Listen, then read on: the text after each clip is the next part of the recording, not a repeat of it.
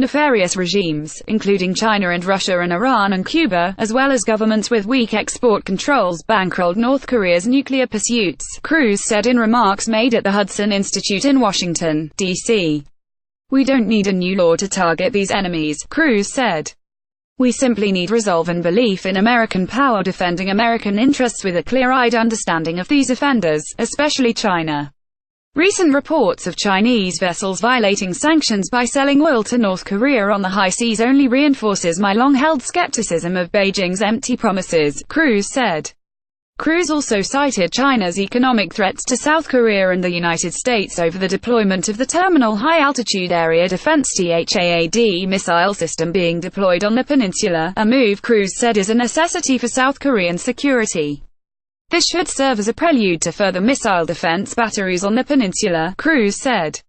China must understand that should our ally South Korea desire more defenses, we will no longer tolerate a financial intimidation. Cruz praised President Donald Trump in his remarks, which focused on the U.S. response to North Korea's nuclear ambitions. Cruz said the president was correct in his decision to designate North Korea as a state sponsor of terror, a status former President George W. Bush removed in 2008 for diplomatic purposes. "I think, with the new administration, we have a far more clear-eyed assessment of our adversaries and a willingness to exercise U.S. force, whether economic force, whether diplomatic force," Cruz said. "There are all sorts of ways to exercise American power short of sending in the Marines," Cruz said. Cruz reiterated the role China and other nation-states play in easing the effect of sanctions placed on North Korea. He cited an Institute for Science and International Security report that identified 49 countries responsible for enabling sanctions violations. "What has enabled North Korea to skirt a lot of these sanctions is willing partners who are complicit in skirting the sanctions," Cruz said.